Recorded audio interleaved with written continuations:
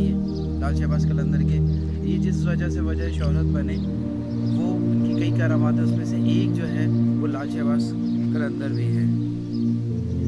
कहा जाता है कि लाल शहबाज कलंदर जो है वो बास की शक्ल में यहाँ से जा रहे थे, तो एक सत्तियाँ थी, ख़वातीन यानी कि वो पाक औरतें जिनको किसी ने ना देखा हो ना सुना हो, उनके जब घर के ऊपर से गुजर रहे थे तो उन्होंने शिकायत जो है वो बाबा सदरुद्दीन से लगाई कि लाल शहबाज ने जो है हमें देखा है।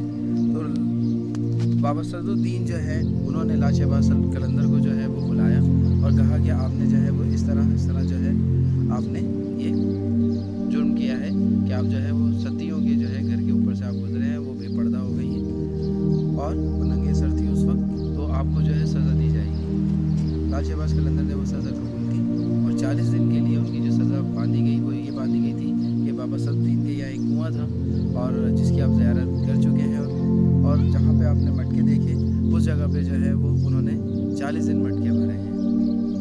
और वो मटके ऐसे थे, वो भरने को कभी देते ही नहीं थे, क्योंकि मटके के नीचे जो है वो सुराख थे और वो भरते जाते थे सारा दिन और मटके खाली होते जाते थे। तो इस तरह उन्होंने यहाँ पर जो है वो दिन में जो है वो मटके भरते थे और रात में मेरे बिल्कुल पीछे जो है यहाँ पे उनकी इबादत गाह है। 40 दिन उन्होंने यहाँ पर, कहते हैं लोग, चिल्ला काटा है।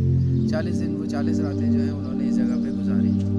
तो सामने कुआं है, थोड़ा सा आगे मटकों वाली जगह है, और ये लाल शहबाज कलंदर का जो है वो चिल्ला गाह है जो 40 दिन उन्होंने इस रोड़ी सखर में गुजारे। और बाबा सदरुद्दीन हमारे सीधी तरफ है, उनका मज़ार है। ये सब चीज़ें जो हैं आप देख लें, आप पहले भी और ज़ियारत कर चुके हैं इनकी। ये सब चीज़ें जो हैं वो दरिया के किनारे हैं और साथ में ही हज़रत खिज़र का भी आस्थाना है।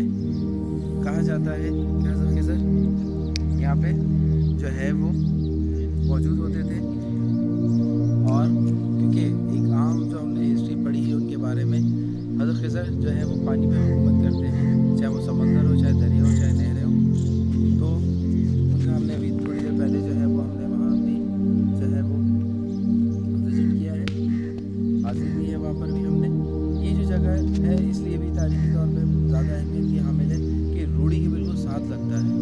रोड़ी में कम व बेश 1.25 लाख कलंदर जो है वो मौजूद है, यानी जब से हिस्ट्री उठा के देखी जाए तो 1.25 लाख कलंदर जो है वो हर दौर में रहे हैं, किसी न किसी शक्ल में, मज़ारात की शक्ल में है, किसी बुज़ुर्ग की शक्ल में है, या फ़कीर की शक्ल में रहे हैं, कलंदर की शक्ल में रहे हैं।